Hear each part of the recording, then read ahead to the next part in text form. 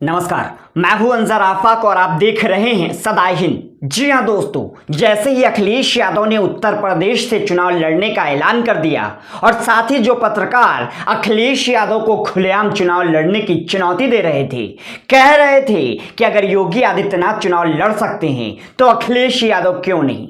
जैसे ही अखिलेश यादव ने मैनपुरी के करहल से चुनाव लड़ने की घोषणा की, गोदी के खलिहरों की बोलती बंद हो गई। उन लोगों को मिर्ची लगने लगी, तब वो लगे अपना एजेंडा चलाने। जी हां दोस्तों, आज हम बात कर रहे हैं एबीपी की टॉनिक वाली पत्रकारिता करने वाली रूबिका लियाकत की। जैसे ही अखिलेश यादव ने मैनपुरी से चुनाव लड़ने का ऐलान किया, रूबिका ने अखिलेश के इस कदम को सेफ सीट बताया और अपने शो मास्टर स्ट्रोक में पूछने लगी कि सेफ सीट पर क्यों गए अखिलेश। जबकि यही रूबिका लियाकत है, जब योगी आदित्यनाथ के कभी मथुरा कभी अयोध्या से चुनाव लड़ने की खबर आई तो ये स्टूडियो में उछल उछल कर योगी आदित्यनाथ के हिंदुत्ववादी चेहरे को देश के सामने रखकर इसे भाजपा का मास्टर स्ट्रोक बता रही थी। लेकिन जैसे ही भाजपा ने योगी जी को गोरखपुर से उम्मीदवार बनाया, तब भी ये बेशर्म बड़ी बेशर्मी से इसे भाजपा का मास्टर स्ट्रोक बताती रही।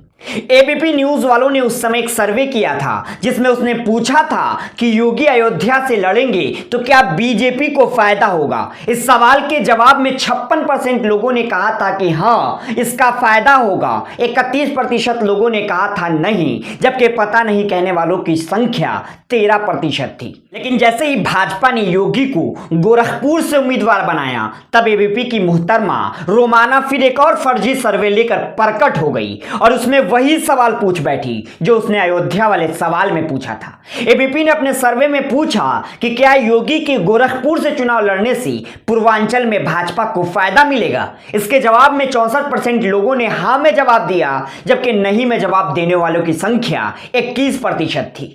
एबीपी न्यूज का फर्जीपन देखिए, चित भी मेरी और पट भी मेरी।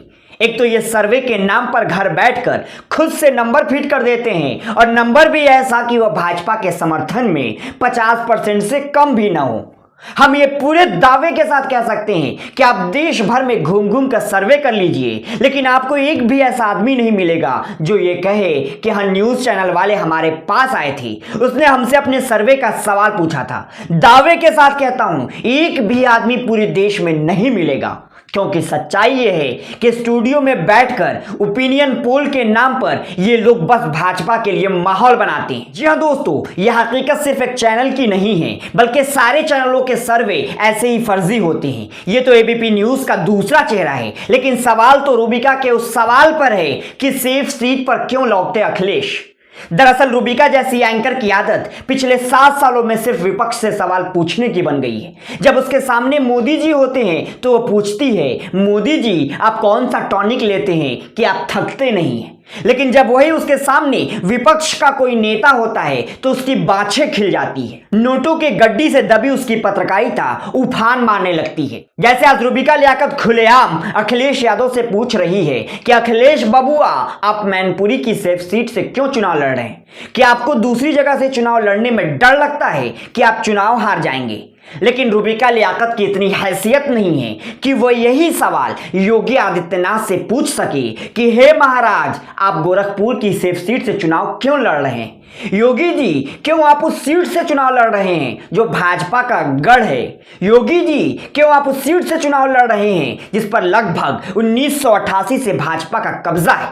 योगी जी, आप अयोध्या से चुनाव लड़ने से क्यों डर गए। योगी जी, क्या आपको मथुरा में हार का डर था। ये ऐसे सवाल हैं जो कभी रूबिका जैसी पत्रकार के मुंह से नहीं सुनने को मिलेगा। ऐसे में भाजपा के चरणों में गिरकर पत्रकारिता करने वाली रूबिका लियाकत पर आपकी जो भी राय हो वो हमें कमेंट कर जरूर बताएं और ऐसे ही अपडेट्स के लिए हमारे चैनल सदाए हिंद को सब्सक्राइब कर लीजिए, ताकि हम पूरी मजबूती के साथ चरण चाकरी कर रहे पत्रकारों की पोल पट्टी खोल सके। शुक्रिया।